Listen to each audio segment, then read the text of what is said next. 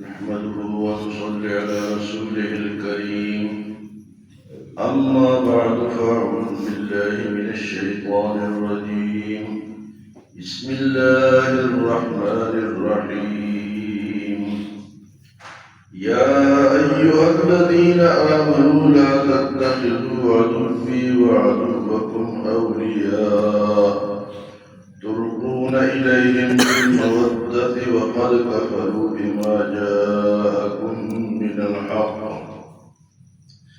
يخرجون الرسول وإياكم أن تؤمنوا بالله ربكم إن كنتم خرجتم جهادا في سبيلي وابتغاء مرضاتي تسرون إليهم بالمودة وأنا أعلم بما أخفيتم وما أعلنتم ومن يفعله منكم فقد ضل سواء السبيل.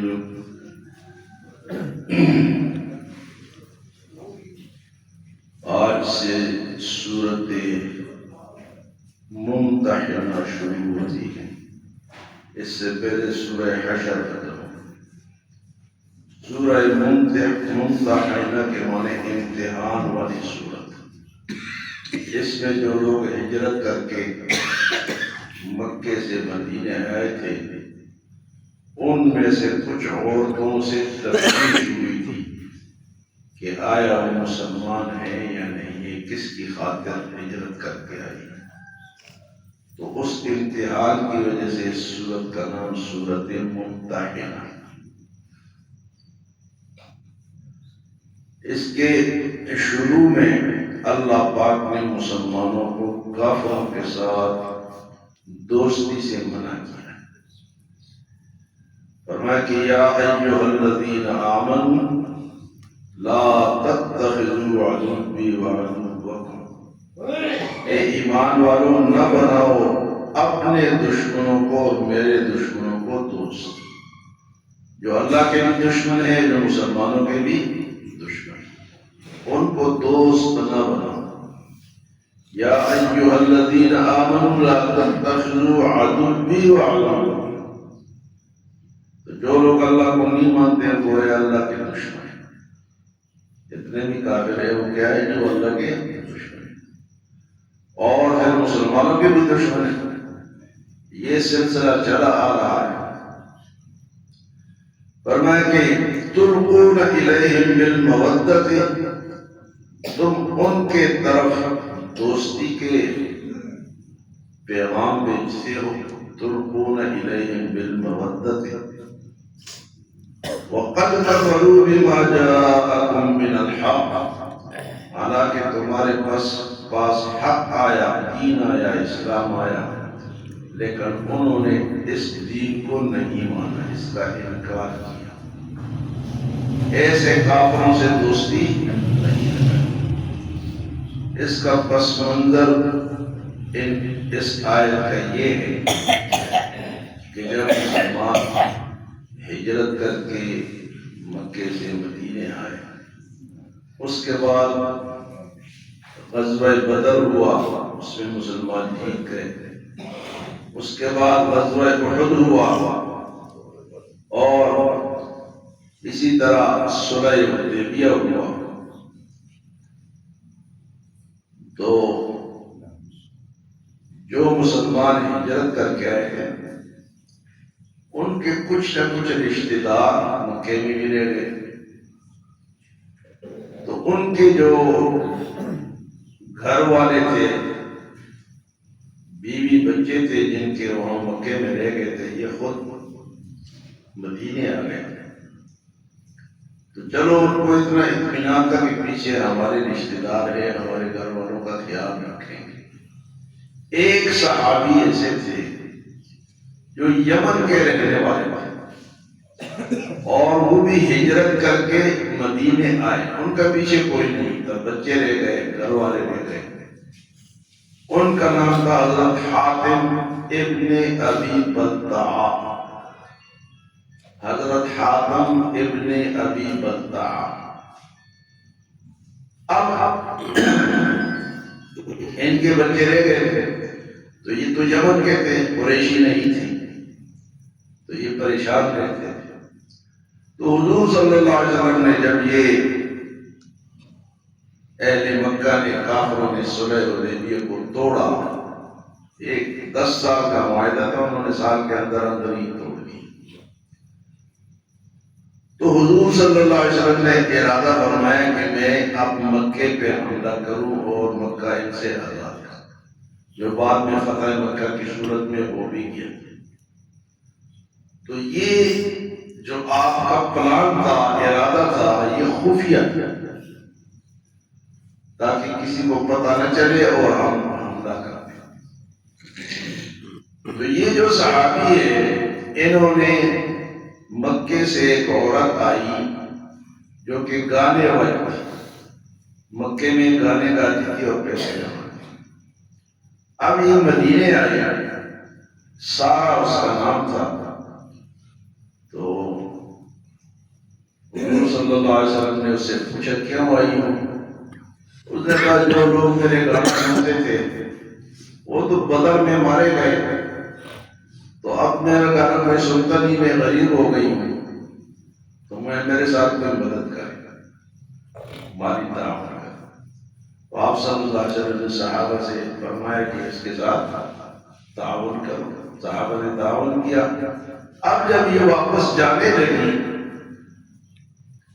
تو یہ جو صحابی ہے، انہوں نے اس کو ایک خط دیا اور اس نیت سے دیا کہ میں اہل مکہ پہ ایک احسان کروں گا تو میرے بچوں کی حفاظت کریں گے، ان کو تنگ نہیں کریں گے۔ اور خط کیا تھا کہ اہل مکہ حضور صلی اللہ علیہ وسلم کا ارادہ ہے تم پہ حملہ کرنے کا۔ اب یہ پلان تو خفیہ تھا، تو خط لکھ دیا، اور ان کا ارادہ یہ تھا کہ چلو اہل مکہ کو میں ایک بات بتاؤں گا، میرے نبی تو جیت جائیں گے انشاءاللہ، ان کو اللہ فتح دیں گے، اس پہ فرق نہیں ہے گا، لیکن اس احسان کے بدلے میں وہ میرے بچوں کو تنگ نہیں کریں گے، میرے گھر والوں کو تنگ۔ یعنی صحابی کا دل جو تھا وہ منافقانہ نہیں تھا، اس کے اندر اخلاص تھا، سچے مسلمان تھے، صرف یہ چاہتے تھے کہ میرے گھر والے وہاں سکون سے رہیں۔ اب یہ جو خط اس عورت کو حضرت حاتم بن ابی بلتع نے دیا، تو یہ تو ایک اطلاع تھی جنگ کی، بھئی جنگ تمہارے ساتھ ہوگی۔ وہ عورت چلی ہاتھ لے کر، اور اتنے میں اللہ نے وحی بھیج دی کہ اس طرح اس صحابی نے اس عورت کو ایک خط دیا۔ اللہ کے نبی کے پاس اللہ کی وحی ہے، حضور صلی اللہ علیہ وسلم نے حضرت علی، حضرت زبیر، حضرت مقداد ابن اسود رضی اللہ عنہ تینوں کو کہا کہ جاؤ اور اس عورت کو پکڑو، وہ مقام خاف میں تمہیں ملے گی، وہ مقام خاف میں تمہیں ملے گی، تو جاؤ اسے پکڑو، اسے خط واپس لے کر۔ یہ صحابہ انہوں نے اونٹ دوڑائے اور جا کر وہاں پر اس عورت کو پا لیا، اس کو کہا خط دے دو، اس نے میرے پاس کوئی خط نہیں۔ تو عورت ہے، اب ہاتھ تو لگا نہیں سکتے کہ اس کی تلاشی لے، یہ مرد ہے وہ عورت ہے۔ تو حضرت علی نے کہا کہ اگر تم خط آرام سے نہیں دو گے تو ہم تمہاری تلاشی لیں گے، اور اس میں تمہارے کپڑوں کی تلاشی ہوگی، پھر تمہاری بے حرمتی ہوگی، اس لیے تم یہ کرو کہ خط دے دو۔ تو پھر اس نے اپنے بالوں کی چوڑی کے اندر وہ خط چھپایا ہوا تھا، وہاں سے نکالا ہوا کیا۔ اب یہ حضرات خط دے کر حضور کے پاس آ گئے تھے، حضور نے حضرت حاتم کو بلایا، اتنے میں فاروق اعظم آ گئے اور کہا کہ اللہ کے نبی یہ منافق ہے، اس کی مجھے اجازت دے کہ میں اس کے گردن اڑا دوں۔ تلوار نکالی، حضور صلی اللہ علیہ وسلم نے شاید پوچھا حاتم سے کہ بھئی یہ حرکت کیوں کی؟